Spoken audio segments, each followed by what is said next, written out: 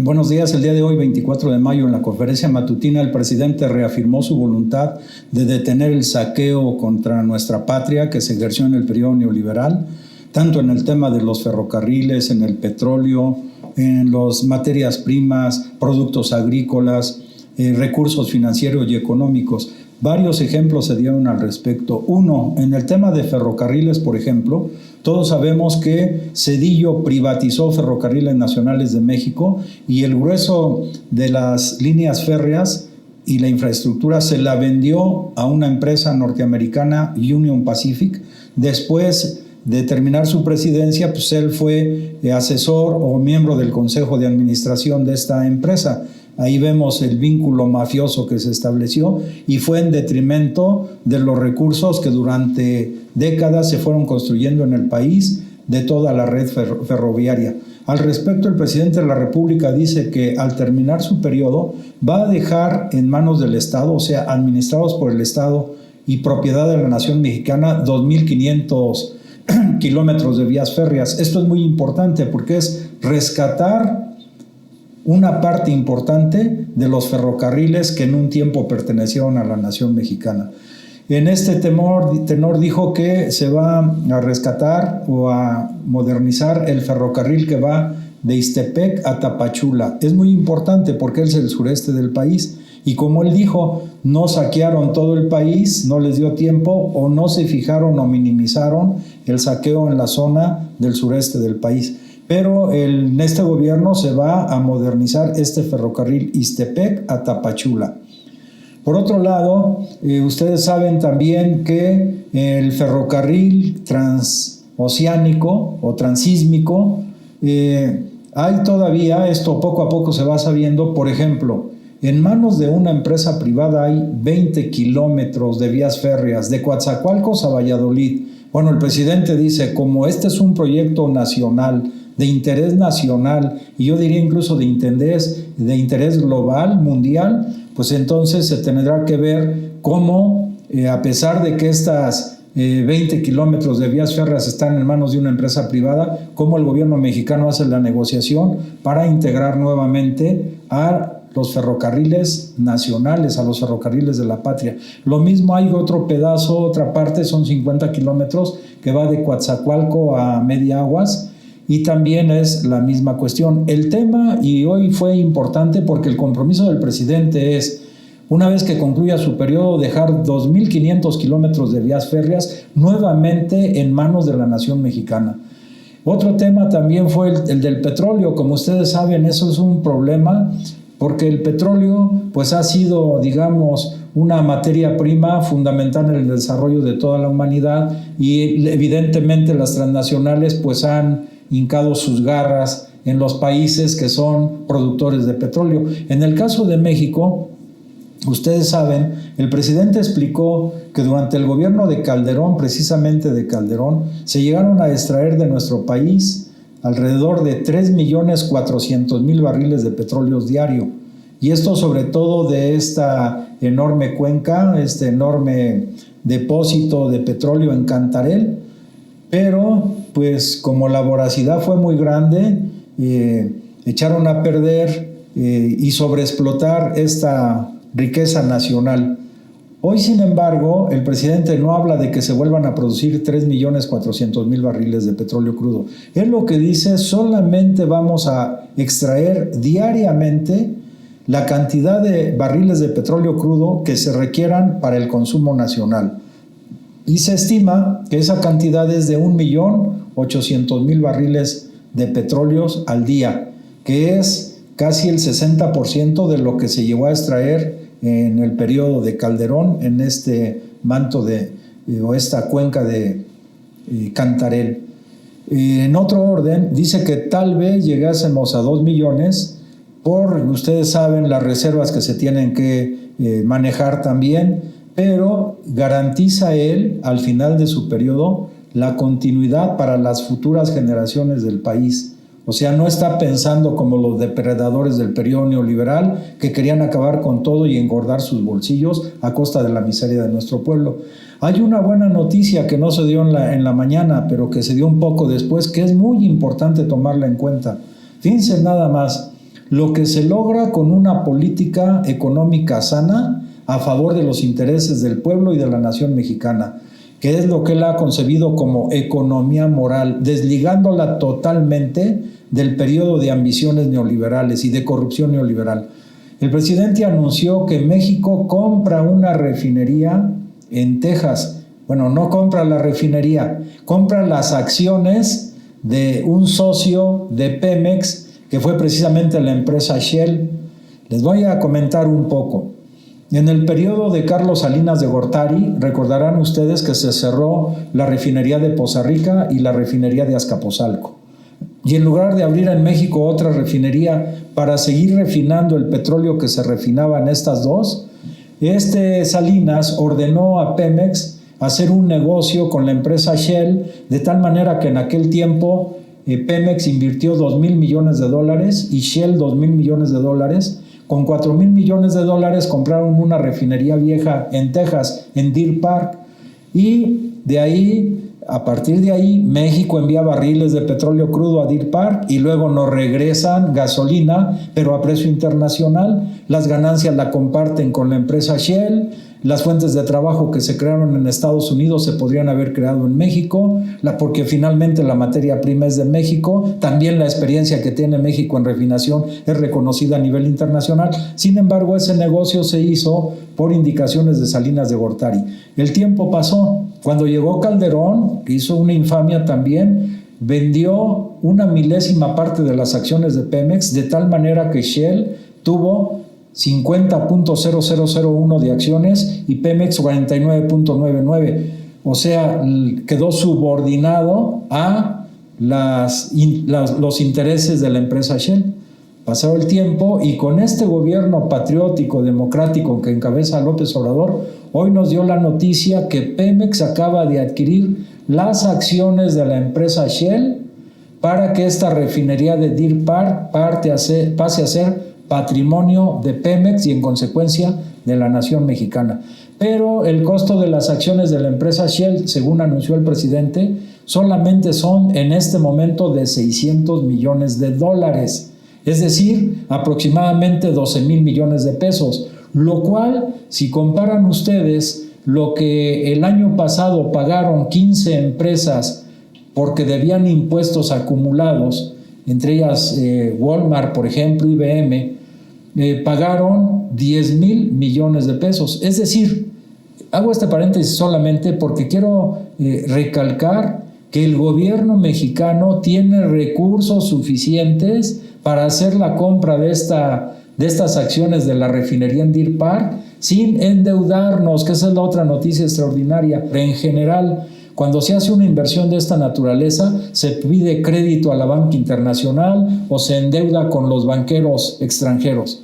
En esta ocasión, el presidente, por los ahorros que se han hecho, por las finanzas sanas que tiene el país, no se va a pedir ningún crédito y con los recursos que tiene el país, fíjense, es notable a nivel internacional. Esta sí es una noticia impresionante porque no cualquier país hace eso. Entonces el gobierno mexicano adquiere las acciones de Shell y la refinería de Deer Park pasa a ser, repito, propiedad de la nación mexicana a través de Pemex. ¿Qué significa esto? Que en empresas estratégicas, ferrocarriles es uno, ya lo dijimos, 2, petróleos mexicanos, y 3, Comisión Federal de Electricidad, que también la lucha está muy intensa ahora que uno de los jueces concedió amparos a las empresas transnacionales o a través de sus representantes. Pues la lucha que está dando el presidente va avanzando victoriosamente, pero en sectores estratégicos de la economía nacional, sobre todo en un tema sensible hoy mismo en todo el planeta, que es el tema de la infraestructura. Decíamos en algunos momentos atrás, algunos días, que es uno de los temas centrales de la lucha en este momento. Estados Unidos mismo ha reconocido esa situación y está o va a proponer inversiones crecientes en infraestructura, pero el gobierno de López Obrador se ha adelantado a ese tema. Eso es relevante. Por otro lado, a pesar de que estas son empresas del sector secundario de la economía, que es el que se refiere a la industria, que es la industria del ferrocarril, la industria de los energéticos, el presidente también recalcó una noticia importante.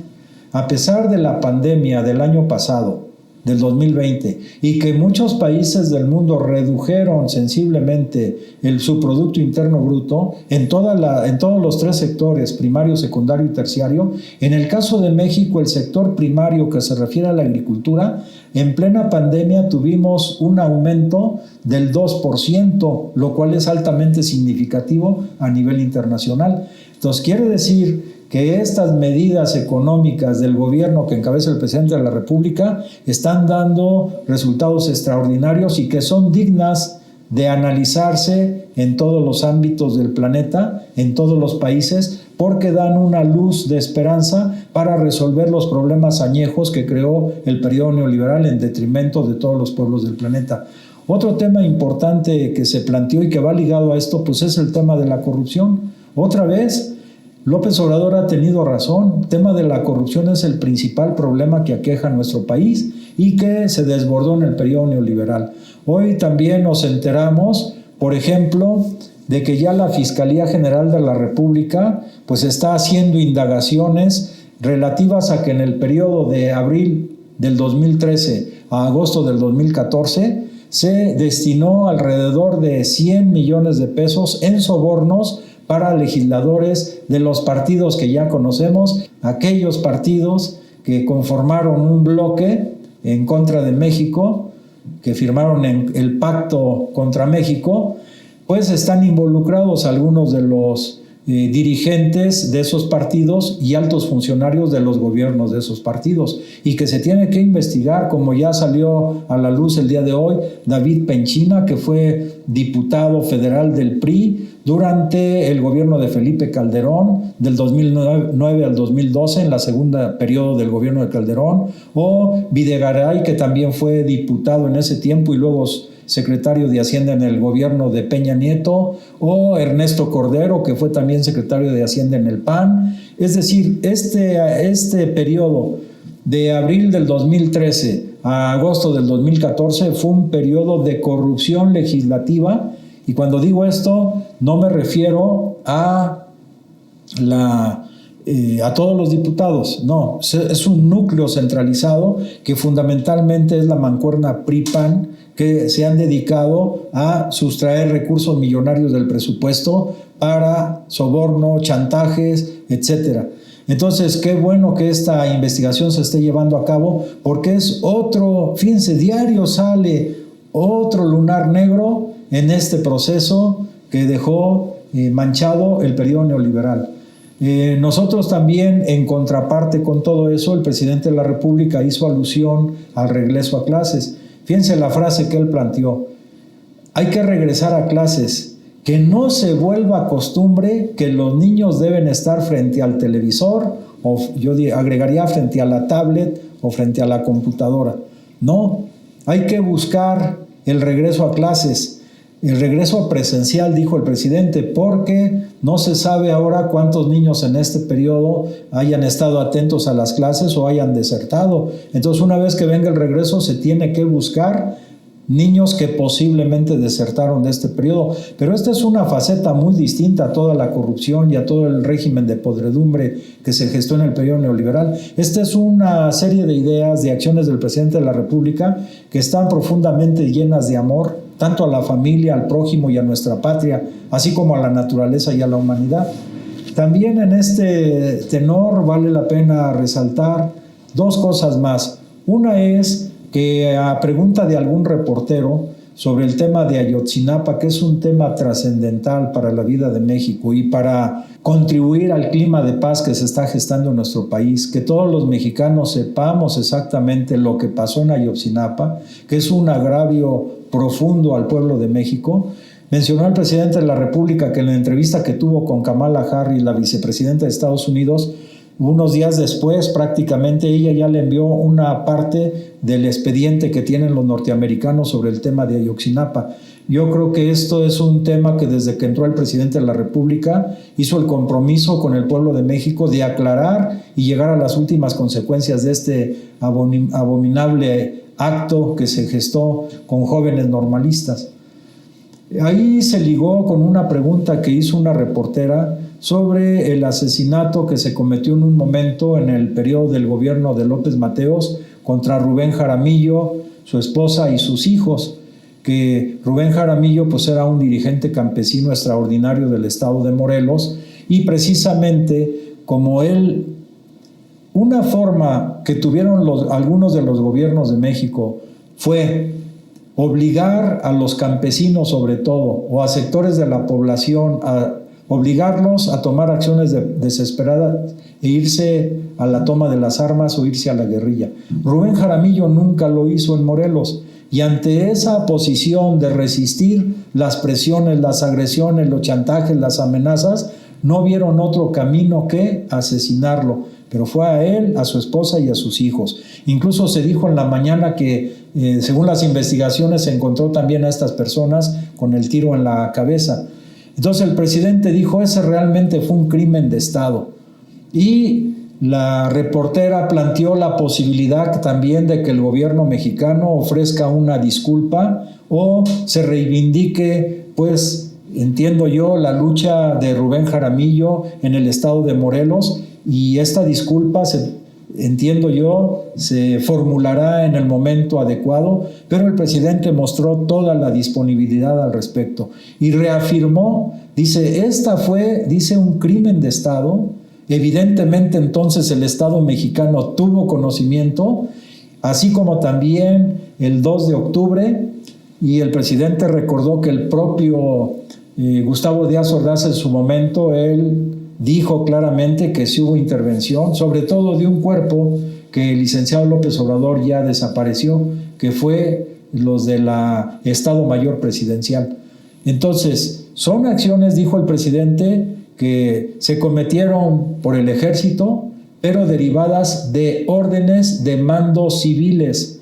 O sea, en este caso entiendo, pues el titular del Poder Ejecutivo, tanto en el caso de López Mateos como en el caso de Gustavo Díaz Ordaz.